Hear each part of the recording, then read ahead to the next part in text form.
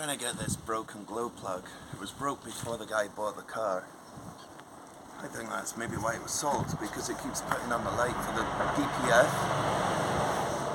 It can't do the regeneration if there's a glow plug not working. I've got one of these glow plug kits that has worked well for me in the past, except this time, this bit, and I've had this also on, well, today I'm working on a BMW, and I've also had this problem on a Vauxhall van.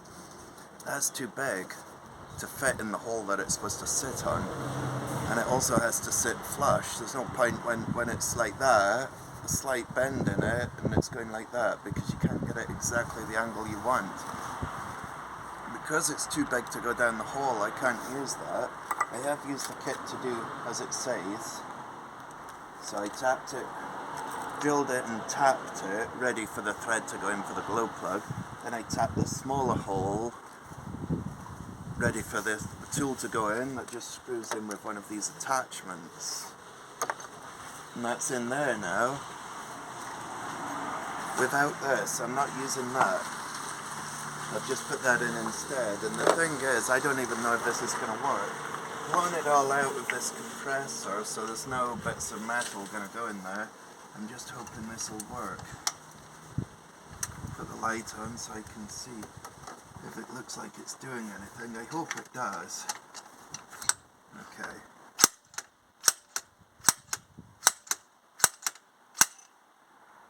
I just slipped off there. It wasn't, don't think it was pulling it out.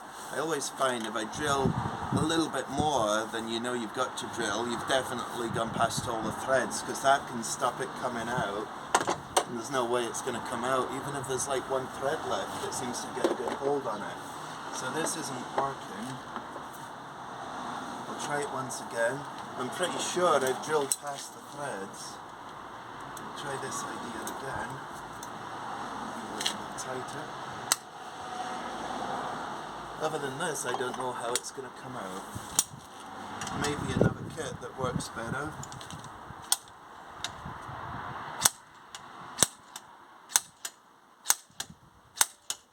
Yeah, it's just pulling these grips up on there. You see they've nearly come off again. This bit's from an injector puller set, a diesel injector puller set. It's just a thought that it might have worked, but it isn't. I might have to make sure I drill a little bit more. It may just be the top thread, because I can't understand why it's that tight. I've obviously got a good grip with the threads on the inner bit of the glow plug. Just want to make sure the outer bits are drilled all the way, so I'll maybe just drill them again. Just come back to this glow plug right down there, and now I'm making sure I've gone past the threads. Don't know if you can see that, but I have gone past the threads. So now I'm happy to try that pillar idea again. This is where you tap the outer hole first, so the bits of metal don't go into the cylinder, then you blow it out with a compressor. I'm using this one. It's been pretty good for me for these sort of jobs. And once you've done the outer hole, then you choose the smaller tap, wherever I put that, and you can tap it so that that goes in there. But you can blow all the metal out the way first with a compressor before you get that far. I did have to loosen the manifold to get into this, just to get the drill to line up, as you can see. So I put the bigger tap in, like I said, and then I blew it out, got all the metal out. I was gonna tap the inner one on this, but it's actually come out with the tap. So I don't even need the pillar in this case. But what I will say is, I've noticed sometimes these glow plugs, when you get the new one and you compare it to one of the old ones that you actually managed to get out, the threads are slightly different lengths. So by measuring it to a new one, it can be a bit misleading. I don't have the other ones. There's only one in this one glow plug to be replaced, the faulty one. And yeah, I don't want to spend all day doing the rest, but at least this came out, so now all I've got to do is put that in and clear the fault code. So when it wouldn't come out, I was wondering what the best plan of attack was, so I phoned Igor from Cars Exposed. I asked him if he's ever had difficulty with these, where I can't use the kit properly, sometimes it's good to have a break and ask somebody else, and he just said make sure you've got all the threads. You don't want to be trying to pull on it with a thread left in there. So that's what we did. Came back to it, had a break, had a coffee, came back to it, drilled through it, and it came right out. So thanks Igor for that. It definitely helped having a break and then coming back to it. I'm going to try this new code reader that I've been sent to see if I can clear the fault on this car. The only problem is there isn't an engine light on now, so it might not see it. They do have their own code reader that's pretty similar to this. So I'll plug this one in. There, can you see that? I'll put the ignition on. Right, so we've got diagnostic and look up codes. We're going to go for the option of diagnostic, so I'll press that one.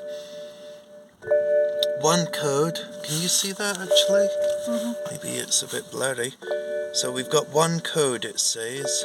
So we'll OK that. Read the code. Stored codes. Oh, we can choose the car. Let's see if it's got BMW. That's an easy one to spell. Okay, so we've got this 07E8, whatever that means. Right, so that's all we get there. If I press that, nothing else happens. We'll come back out. Yep, 07E8. Let's go to pending, see what's in there. Oh, turbocharger. Boost sensor A low circuit. So there may be an issue there that we've got 07E8. That's the same number, so maybe that's what the other code was. At least it tells us what that one is. Oh, that was quite handy. However, that's not the code I'm looking for. The code I'm looking for, I'll just erase that. The code I'm looking for was for the glow plug. That was the one that we had last time. The DPF light's coming up on the dash. It's not there now. There was a DPF light up there, and it was unable to do it because the glow plug, one of the glow plugs, was faulty. So we do have a different fault than what this isn't why I was asked to do it. I was asked to change the glow plug, but I wanted to try this on it. No codes and pending. No codes and permanent. No permanent code. So we'll start the car and see how it sounds. So it started okay. Maybe I should check for codes again now that it's running. Stored codes. Yeah, still no codes. But we do know that it said about the boost pressure, so let's have a look at that. And go into the live data whilst we're here. And go down to, look at the live data. And see what this is telling us. So it will be the map. That one there. I don't know if I can make it a graph. No, I can't on this one. But that's okay, because I can still see it. It says 97 kPa. So I'll rev it and see if that goes up. And it does. So that means that the sensor's actually working. So we fixed what it came in for, although this didn't show the code on it because the guy has been clearing the fault code with his own scan tool. And I'm not too concerned about that one at the moment because I wasn't asked to do it, and it looks like it's working okay. So I think that's it. This one I'll just return it and see how it gets on. If this is a problem in the future I can look at it, but I was wanting to show this because I got sent it, and I haven't had the chance to use it since I've been sent it. I haven't had any diagnostics. So that's pretty handy though. Small enough to leave in the glove compartment or something like that. King Ballin YA100. No lights on the dash. And it's not glowing from the glow plug like it was before I did this job. That's why I was doing it. The guy bought the car. The glow plug was blowing, like chuffing out of it. You could see the soot around the glow plug, broken glow plug. Somebody had tried to change it. It wasn't letting the car do a DPF regen because the glow plug was faulty. And it wasn't going to come out easily, so that was today's job. Change the glow plug, but I think he'd already cleared that fault code. So, anyway, hope this was useful to somebody, this video. Thanks for watching.